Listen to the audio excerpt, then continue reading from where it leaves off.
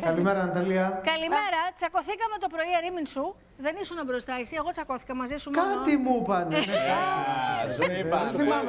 Θα σου πω εγώ, Βασιλάκι μου, γύρωσε το θέμα σου κανονικά. Μα με τον Χρήστο Μάστορα τα βάλες και εσύ και την Κόρτνη. Είχα Ό,τι θέλει, Ναταλία μου. Ό,τι θέλει. Μην είσαι κολοτούμπας. Δεν είναι κολοτούμπας. Όχι, η άποψή μου είναι αυτή που είπα στο βίντεο. Αλλά ό,τι θέλει, Ναταλία μου.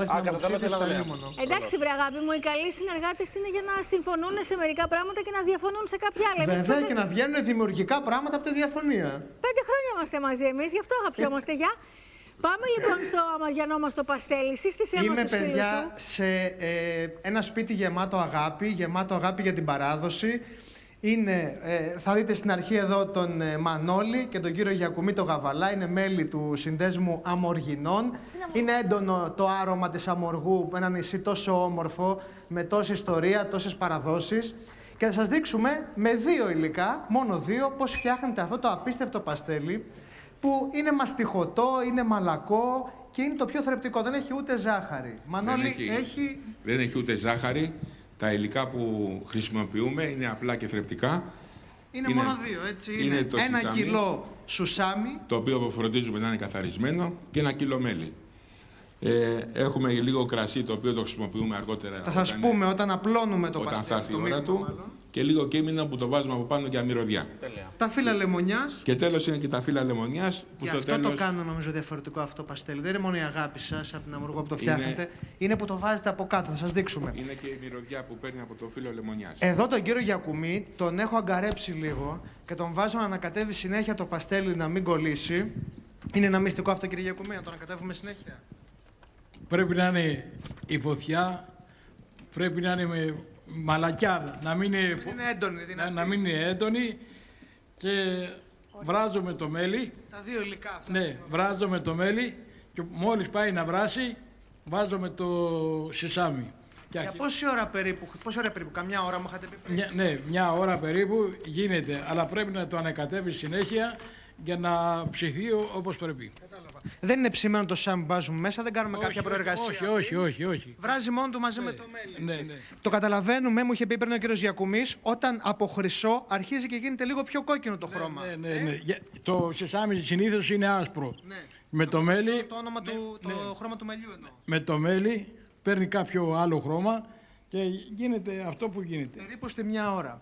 Εδώ είναι όλη η οικογένεια και η φίλη μου η Γιάννα εδώ, η μικρή μας φίλη, μόλις γυρίσει η κάμερα θα τους δείτε.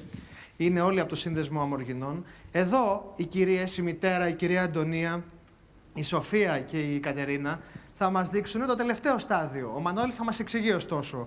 Σε μια ξύλινη επιφάνεια απλώνουμε το χυλό, το έχουμε κάνει για οικονομία χρόνου και το χτυπάμε μέχρι να γίνει μια ίσια επιφάνεια. Ναι, να γίνει ίσιο. Μετά ρίχνουμε από πάνω το κείμενο για μυρωδιά. Ωστόσο το ξύλο το έχουμε βρέξει με κρασί. Με κρασί για να μην κολλήσει, για να φύγει πιο εύκολα. Γι' αυτό και η επιφάνεια αυτή που βλέπετε. Μια μαγιά για να το κόψετε σε σχήμα ρόμβου. Μανώλη, δείξε μας πώς. Για να κολλήσει πιο ωραία πάνω στο φύλλο λεμονιάς και να πάρει και άρωμα και να έχει και ωραία εικόνα. Παίρνουμε την πύχη και πρώτα το κόβουμε κάθετα με αυτόν τον τρόπο. Έχουμε σημαδέψει για να βγουν και ίδια τα κομμάτια. Εμείς το έχουμε χαράξει να το κάνετε όταν είναι χλιαρό αυτό, για να κόβετε πιο εύκολα. Ναι, πρέπει να είναι χλιαρό το παστέλι, γιατί άμα το αφήσουμε και σκληρίνει, δεν θα μπορούμε να το κόψουμε. Βασίλη, πόσο καιρό διατηρεί το παστέλι μετά? Κάθετο, με αυτόν τον τρόπο. Αυτό θα σου πω το έχω και εγώ απορία. Με αυτόν τον τρόπο. Και γίνονται οι ρόμβοι. Το παίρνουν τώρα οι κυρίες. Χαλάει ποτέ. Γίνονται οι ρόμβοι αυτοί εδώ πέρα. Το βάζουν πάνω σε ένα φύλλο λεμονιού. Δείτε τι απλό και τι όμορφο. Το κόβουν γύρω-γύρω για να πάρει ωραίο σχήμα και θα ρωτήσει και το βάζουν μετά το σερβίρουν.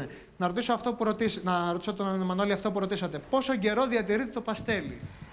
Το παστέλι, επειδή είναι από 2 απλά υλικά, που το μέλι δεν έχει ημερομηνία λήξης, μπορεί να το διατηρήσουμε όσο θέλουμε. Τρώμε και το φύλλο λεμονιάς. Άμα το αφήσουμε έξω τώρα που καλοκαιριάζει, γίνεται λίγο πιο μαλακό. Όταν το βάζουμε στο ψυγείο, σκληραίνει λίγο. Αλλά δεν χαλάει. Το τρώμε δηλαδή. Το τρώμε το φύλλο λεμονιάς δηλαδή. Το φύλλο λεμονιάς άλλοι το τρώνε, αλλά συνήθως το βγάζουμε. Σε κάποιους που αρέσουν λίγο τα ξινά, το τρώνε. Στο Θέμη μπορεί να αρέσει το ξινά.